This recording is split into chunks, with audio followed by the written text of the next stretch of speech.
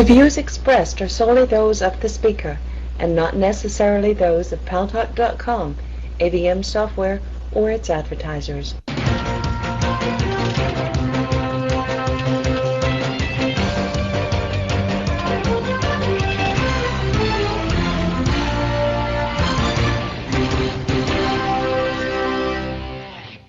News Talk is online. News Talk Online is a production of Paltalk.com, the largest multimedia interactive program on the internet with more than 4 million unique users on demand on iTunes and on YouTube and on my site, GaryBaumgarten.com, where, you can agree with me or you can verbally smack me around. Harder, harder, please.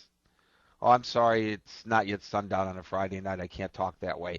And thanks to our good friends at CRN Digital Talk Radio. We're syndicated across the United States into 12 million additional households.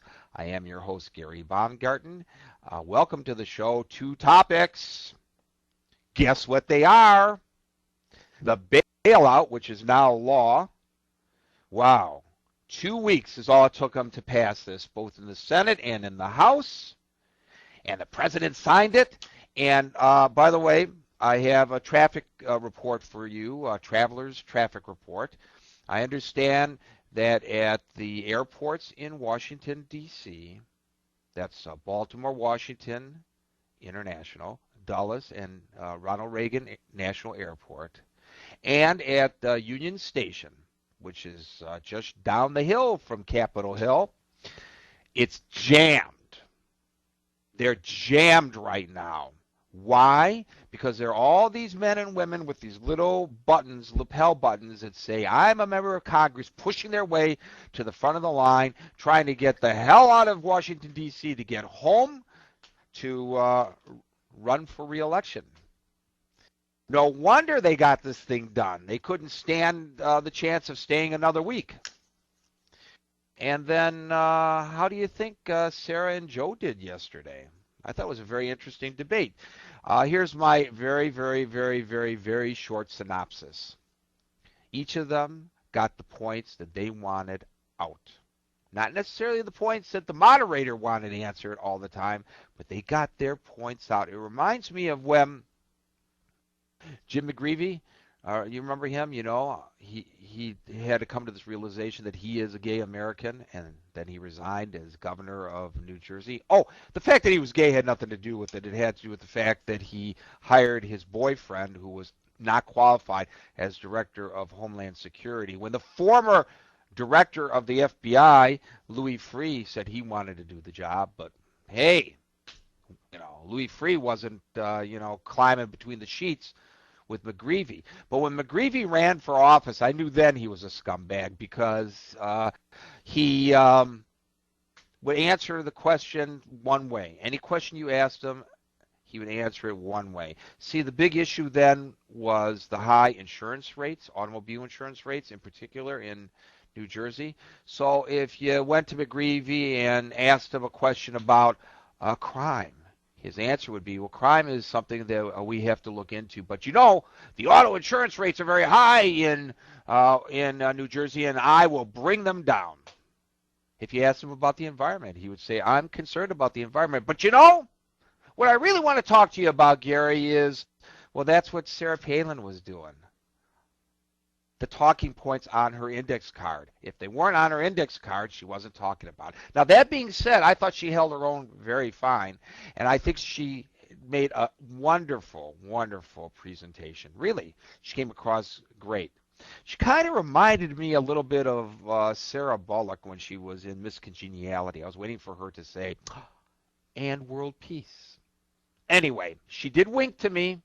I hope those of you that were watching knew that when she was winking, it was for me. Okay? And I'm sorry for you guys who were hoping that she was winking for you. Those winks were for me. Okay. And, of course, the bailout plan, as expected, passed.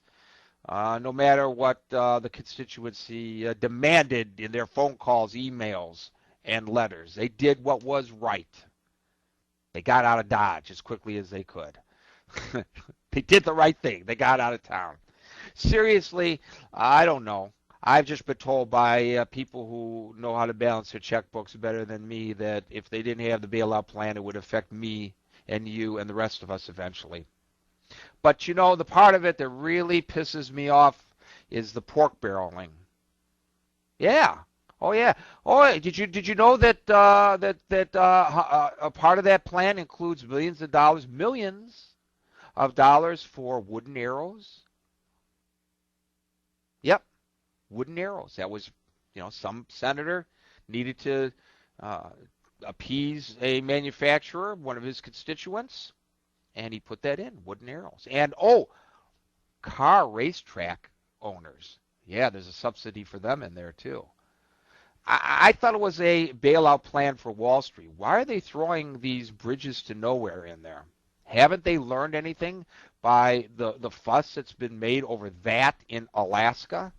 And by the way, it was Democrats and Republicans both who put these entitlements, these earmarks, these pork barrel issues into that bill. So it wasn't just about bailing out Wall Street. If you have a $700 billion expenditure bill, you can bury a lot of stuff in there. And if you're pushing it through as quickly as this was pushed through, and if it's over 400 pages long, there's no way for you or me to really read it and understand it. And even if we had time to read it, we wouldn't understand it. Believe me, the way this stuff is written. God forbid they should write a bill in plain English so that you and I could understand it.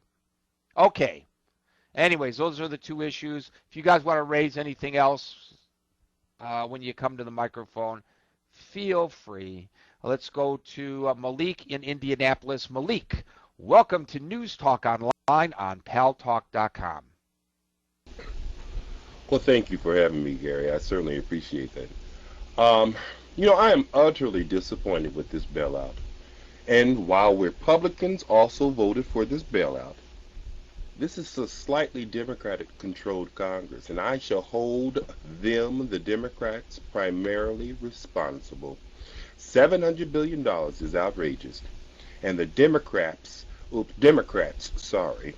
rolled over for George Bush without much of a fight. Over 200 economists joined in a united effort to propose